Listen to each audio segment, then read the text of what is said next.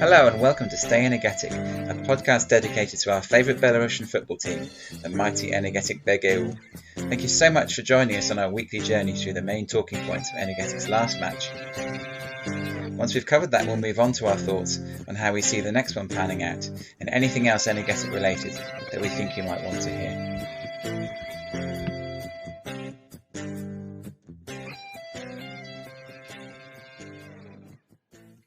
Привет, Liam. And I'm Dan. And I'm afraid it's another weekend and another defeat for our Energetik heroes. Interestingly, very similar sort of pattern I felt, Dan, with this particular game to the previous week, in that the first half an hour we showed plenty of endeavour, but didn't really look like scoring. And then pretty much out of nothing, we went ahead. Yeah, I know there are people, and we'll probably reference Mr. Blackwood later, who were somewhat pessimistic about our start to that game. But I actually thought first half an hour I was fairly optimistic about it. I mean, okay, it wasn't being particularly productive, but there was a certain level of industry, a certain level of positivity that kind of had hallmarks in some of our more optimistic games. And then it was Gears that cropped up, wasn't it? Which was Umarov cutting through to the box, putting it across. I'm not sure if that was a cross or a shot, but I'll give him the benefit of the doubt. And yeah, a nice goal to get us going. And you think, okay, this could be the start of something. Didn't quite work out that way, did it? No, unfortunately, for the second week running, I was sitting there thinking, can we just get to half-time, please? Can we just get to the interval, one up, go into the dressing room feeling fairly buoyed by that? And again, we conceded just before half-time for the umpteenth time this season. And I'm afraid Gears was, having been the hero to some extent at the other end, was very much the villain on this occasion for me. Yeah, I don't know if many people were particularly aware, but we didn't actually do our live commentary. We had a bit of a technical issue. So instead, we had a bit of a viewing party on Zoom, and we kind of something we're actually looking at doing a bit more of. So if you are interested in that, DM me and we'll kind of see how we can help facilitate that more. When that happened, there's quite a bit of a discussion that actually happened about our defenders. Do we actually have many people on left back or right back who can actually play left back or right back? Or are we just chucking people there who actually want to play up front? Because Gears did fantastic down the front, getting in place for that goal. He didn't even really jump, did he? It was really poor, really poor. I mean, it's a half challenge. I mean, he's got to realise that ball's going into the box. If the guy wins the header, he's about 6 yards out. If he gets any sort of decent contact on it, he's going to score. To me, you've got to fling yourself at that. You've got to do something. If you give away a penalty, maybe, whatever, you've got to. It was so half-hearted, and it really does, for me, underline what we said before, is that we've got people playing in defence that aren't defenders, and we keep getting caught out by this week after week after week, and it is so frustrating. And perhaps we'll talk a little bit later about the fact that we have actually got enough defenders now, I think, in the squad to stop doing this, but it will need a change of formation for that to happen. And then for me, after half-time, a very similar problem, the same pattern as last week again. We conceded very shortly after the break. Now, I know Dan has looked at this incident a few times and is a little bit dubious about it, but my point with this incident really is that Jurcic is the last man. He's the man making a challenge, fair or foul, to try and stop a goal. He's a centre-forward, Dan. What is he doing in that position? For me, the outcome is inevitable to a certain extent. Yeah, I think if you accept that it's a penalty, then you can't really complain that it's a red card. You can't complain about the sending off. I don't accept it was a penalty. Perfectly blunt. I don't. I have watched it back numerous times. I've watched it on the slow-mos. I've even slowed it down myself on the slow-mo to double check it. There is no contact above the waist at all. There's no grappling. There's no anything like that, which we've seen actually against some of our players and seen nothing for over previous games.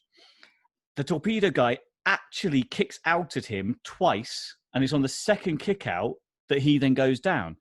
The only contact between the players other than that is hip to hip, two players running forward, kind of close contact. It's nonsense to me. I don't think that was a penalty. I think the referee's been taken for a mug there completely. But yeah, once he's accepted it is a penalty, the inevitable kind of follows. So yeah, I'm gutted by that one somewhat, because I really, as much as we say that's a player out of position, as much as we say that's someone who's not doing what he should, his ideal location, I don't think that was his fault.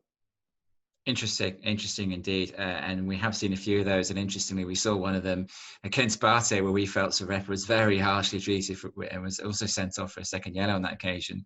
And I suppose we couldn't expect Lightning to strike twice on this occasion. We were down to 10 and we were also behind. Whereas obviously against Bate, Sadowski pulled off a great save and we went on to have a wonderful afternoon. Sadowski then lasted only about another 15 or 16 minutes. And again, this is an incident that is open to interpretation. My first impression was that he was being punished. The third goal that Torpedo scored, he did play the ball out to a defender who was quickly closed down by a couple of Torpedo players. To me, the bigger error was the Energetik defender. I'm not sure, can't remember who it was. It was Savrepa. Sarep, was it? Passed the ball across his own penalty area, inviting trouble, and they scored with a relatively weak shot. Yeah, Sadowski was not blameless in the goal, quite clearly. But if he was taken off shortly afterwards by way of teaching him a lesson, and I have to say, Mwati the week before, it felt like that was the same with him, that maybe he was being punished for his indiscretions. I don't think that's the way to treat a young player. And I'm really surprised that a club that prides itself on being an academy-style setup would feel that that's appropriate. But you did, having watched the full game, Dan, think that there might possibly be another interpretation of why he left the field. Yeah, I must confess, I didn't really spot the issue at the time. I've watched it back and I was a bit concerned because, as you say, Mwatu, it kind of felt there was a bit of that. But if I remember correctly, Mwatu was on a yellow card, so there might have been a bit of protectionism from that as well. There is a moment, minutes before he's subbed, where Sadowski goes to, it looks like he's about to kick it out, and then he doesn't. He puts it down. I'll try to be diplomatic in how I describe this. He is either readjusting himself or there's definite a clutch to his right thigh. It's entirely possible that something's gone there, and we have seen this before with players where we don't exactly get a lot of information as to why they're not playing. So it wouldn't surprise me we don't get a lot of information as to why they go off. I have asked a question. I haven't had an answer back yet. But yeah, I'm not 100% sold on this being an educational moment.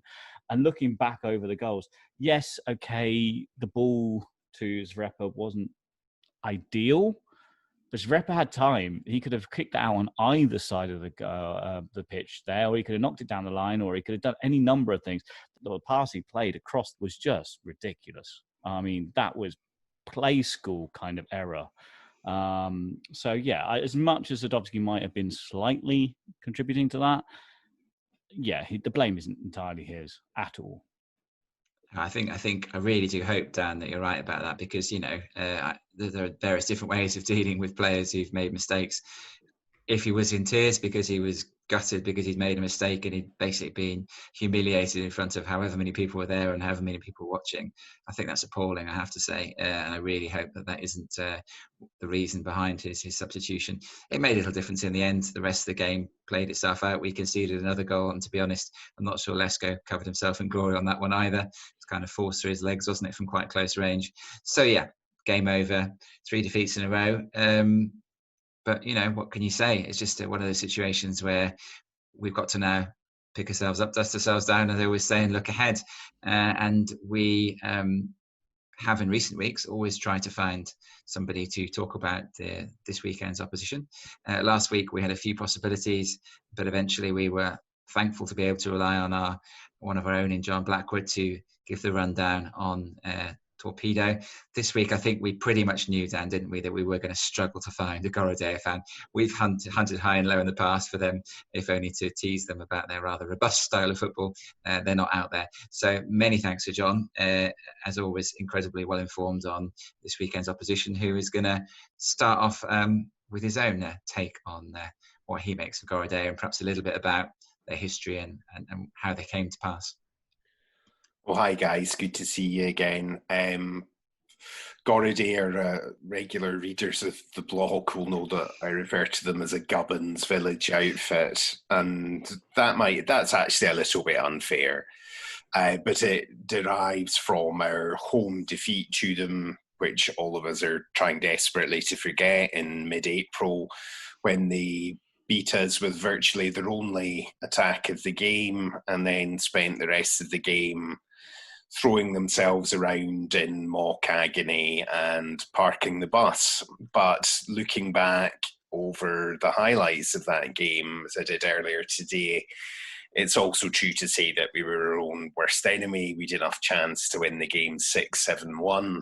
And it was just one of those days where the players had spent nuclear fuel in their boots and the ball just ballooned over the bar every time we had a shot at goal. Gorodeya are from a tiny place, only 4,000 people. It's half the size of Brechin, which is the smallest town to have a team in the Scottish League, so it's almost unimaginable to have a team from a settlement like that playing at the top level. But they're funded by a sugar refinery, which dominates the area.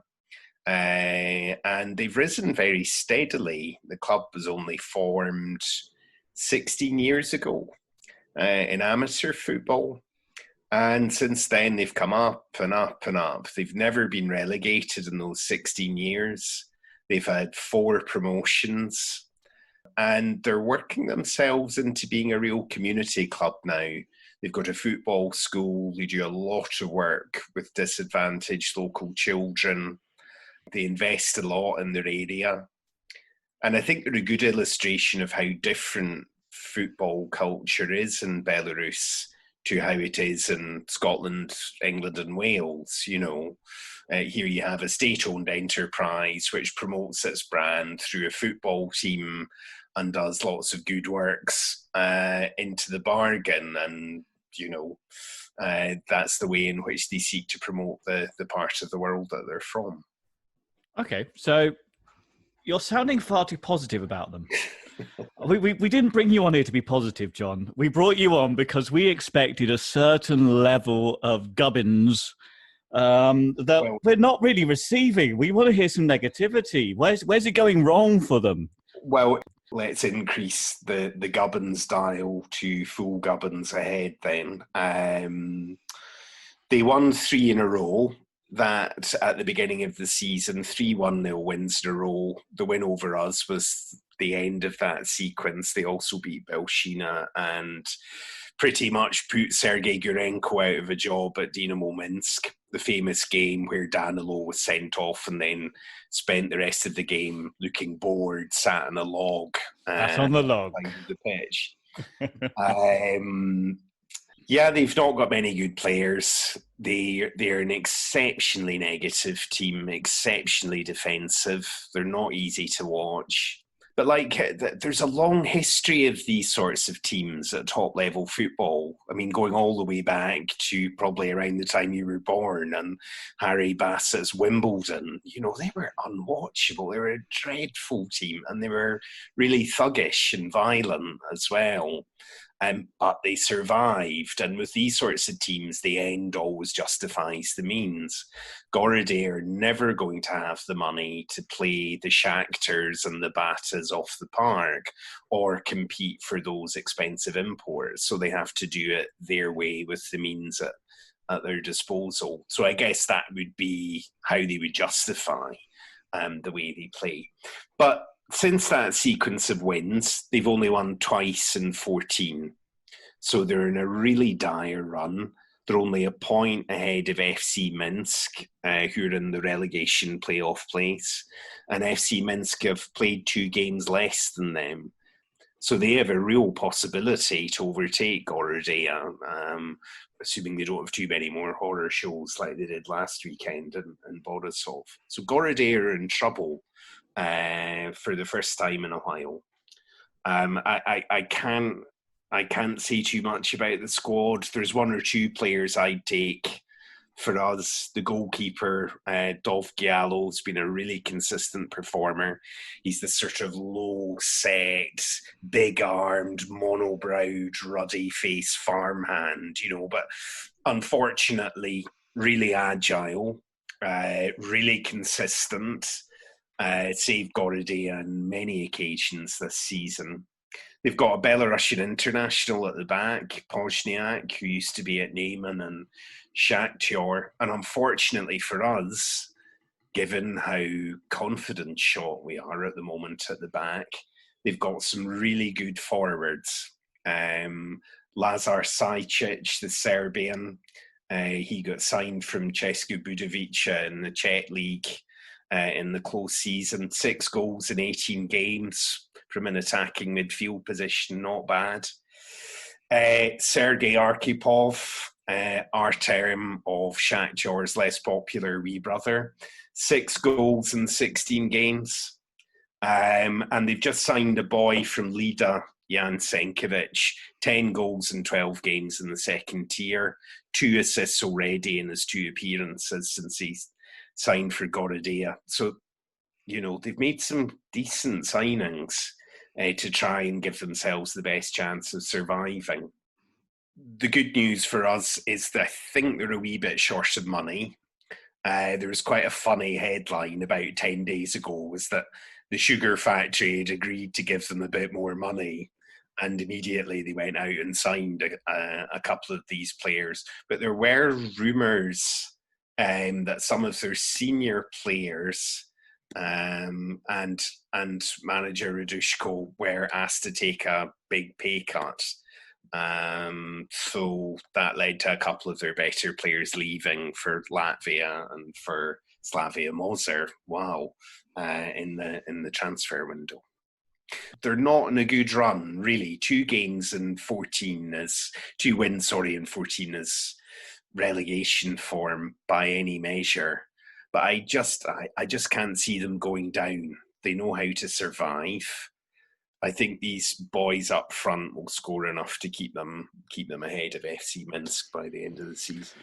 And I suppose looking at our defence will probably give them a few opportunities as well, which doesn't really mix well. Okay, so I was looking for positivity. You've given me a certain level of positivity based on their form. This is the frustrating thing with Energetik, though, isn't it? We'll beat Bade and then we'll flop it out to any small kind of club that's on a bad run of form. We're like a charitable organisation sometimes, it feels. I don't really know what to feel anymore. I've been mixing this up in my mind a little bit. It's kind of like we came in, we did exceptionally well. We've been on this kind of wave thing. I think I've mentioned this before, but been on this wave. We win a few, we lose a few. We win a few, we lose a few. We win a few, we lose a few. And this would be normally where we start winning again. So, do you think this is a good opportunity for us? Do you think we'll do it? Look, morale at the club seems rock bottom at the moment, I have to be honest. I don't know why that is. Trying to get the inside track in Belarusian football is like trying to listen to the news through a tin can to your neighbour's telly, and it's very difficult really to know what's gone wrong. If we lose this will be our worst run of the season, I think. I certainly, it wouldn't surprise me if that happened. I would bite your hand for an excruciating and largely unwatchable goalless draw.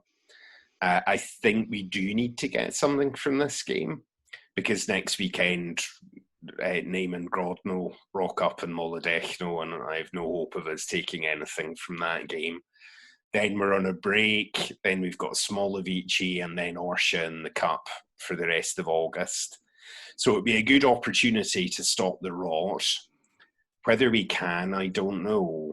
I don't know if you watched the Gorodeya against Belshina game a couple of weeks ago. It was one of the worst games of the season until the last 3 or 4 minutes, when the football gods sprinkled some crazy dust over their stadium and made 3 goals in 4 minutes, and Gorodeya won.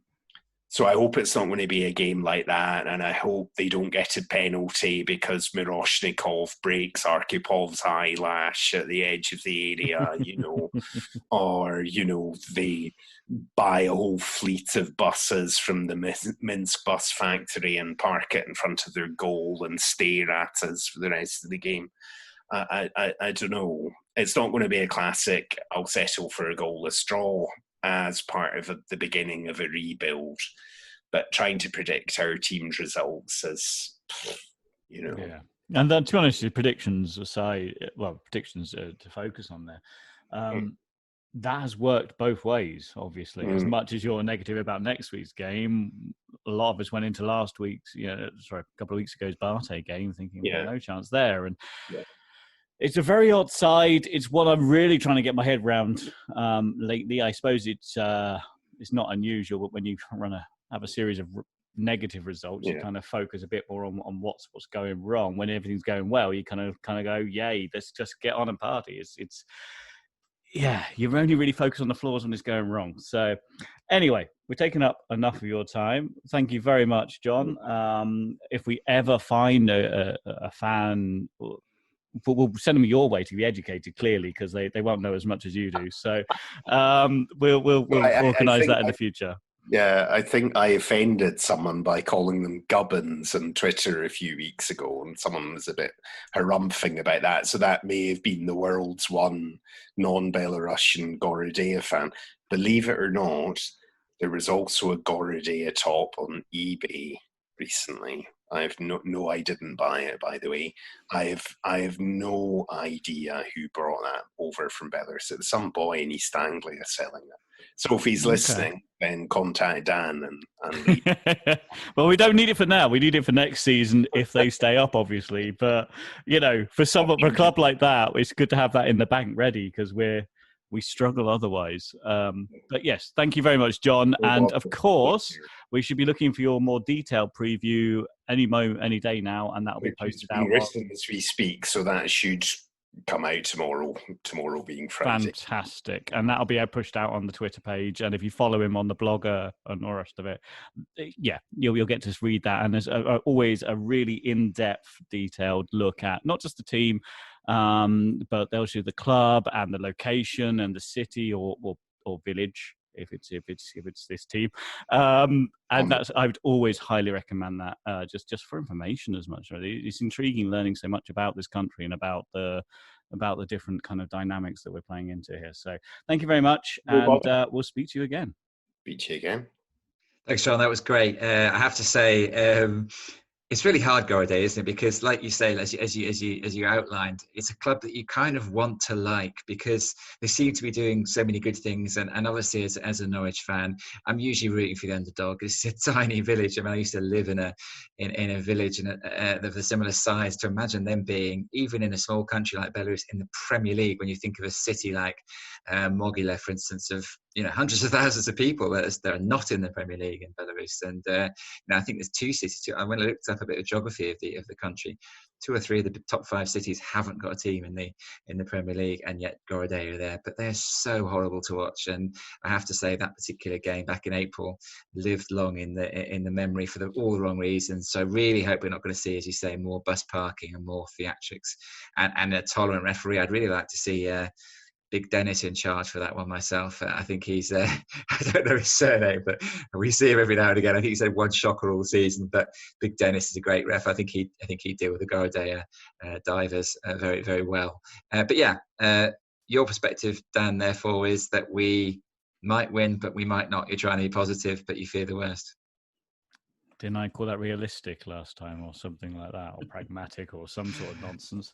Yeah, it didn't really work out for me last time trying to go down that route. So I'm going to go full 100% positivity, because you know what, the world needs a bit of positivity right now, except for Gorodeya. They don't need it. So yeah, I'm going 100% positivity. We're going to win. It's done. It's dusted. I know I've said that before. I know we've played that before, but what else can I do? I'm sat in the south of England thinking about what a team in Belarus are going to do. We're going to win. Done. Fantastic. I have to say, for me, sooner or later, we have to ditch the wing backs. We have to play before at the back. We have to play people in the right positions. I keep saying it, and there's a tendency to think that you only say it when they're losing. I think even in the games that we've won, with 1 or 2 exceptions, I felt that that's an obvious area in which we are exploited week after week after week, with people playing out position in the wing back positions. I'd love to see, by my reckoning, we've got 5 defenders: Sokol, Miroshnikov, Srirepa, Osnov, the new signing, And also Skuric, why on earth can we not play one of the left-sided players at left back and one of the right-side players at right back, and play a couple of centre halves and play Mawatu on the left wing and play maybe Imrov on the right wing? Where is Makamadov? Please come back, Makamadov. You've only seen 45 minutes of you. You scored and you haven't been seen since. You've done a sock hole on us. So it would be lovely if we could put our strongest team on the pitch this week. And I would love to think that we might change things slightly. And Dan has already said to me in the past, have you not, Dan? That's just not going to happen. I suspect it won't. But I would like to see a 4-4-2. Even without the 4-4-2, I'm gonna be positive like you, and I hope that we scrape a win. I think the most important thing though is that ultimately this is the time, isn't it? We've had so many great moments with this team. This is the time to hang tough, basically, and to think this is our team. We're not going to desert them now. They've been horrible to watch for the last few weeks. Morale is pretty low from what we can see. We are not going to walk away. And I think I'd address that to all of us who have followed Energetik over the last 3 or 4 months. They've given some great times. And I think it's really crucial now when things are looking pretty grim and we're looking maybe at a much lower league position, unless we sort ourselves out pretty quickly. I think this is the time to say, yeah, this is what we do. We support them through thick and thin. I don't know how you feel about that. You not hear me a minute ago? I'm trying to organise a Gorodeya fan for next season. I'm not going anywhere. I'm planning already for what's coming ahead. Call me stupid, maybe, but it's been a weird ride, hasn't it? I'm not really sure what to think of it yet. I think at least we get to the end of the season and kind of look back and kind of assess it as a whole season, because there's so many weird and wonderful things going on with this. So I've already got an idea that I'm going to try and create some sort of diary of the Energetik admin or something, because some of the messages I received have been priceless. But yeah, that's a whole separate thing I'm looking at. But yeah, I think if you run away from your team when they're having a bit of trouble, I mean, as we've discussed before, I'm an Arsenal fan. This has been one of our worst seasons ever as far as results are concerned. This coming weekend may be accepted. Does that mean I stop supporting Arsenal? No. It just means I adjust my view. We start reframing our targets. We start working out where we go from here. And as long as you can see some sort of action, as long as you see some sort of progress, that's what you start looking for. We don't know this club well enough yet. We don't know the players well enough. We don't know the structure well enough. We're building up to that. But I'm not jumping ship anytime soon. Excellent. So we're not quite sure what's going to happen this Sunday. We may, as Dan's just earlier on, repeat the Zoom meetup because we liked it, we enjoyed it. We are aware that with the 6 o'clock kickoff, that might knock out Noah and Grizel, who are both going to be in the very early hours of the morning by 6 p.m. on Sunday evening at UK time. But anyone else who wants to join us, it'd be lovely. It was really good fun last week. Lovely to meet Dylan on the Zoom call. So yeah, please do keep your eyes peeled for that on the feed. In the meantime, take good care of yourselves. Indeed. Take care. Thanks again for taking time out of your busy lives to listen to us talk about a team whom we knew nothing not so long ago, but who we now hold dear to our football supporting hearts. Please do contact us with comments and suggestions if you have any. My Twitter handle is @agameInSpain and Dan's is @MajorDanB. That's with an A at the end. If, like us, you feel like talking about Energetik most days of the week, or even just at weekends, please do contact Dan and he will add you to the Energetik Ultras Twitter chat. We'll be back next week, but until then, please do stay Energetik. We firmly believe that you won't regret it. Do svidania.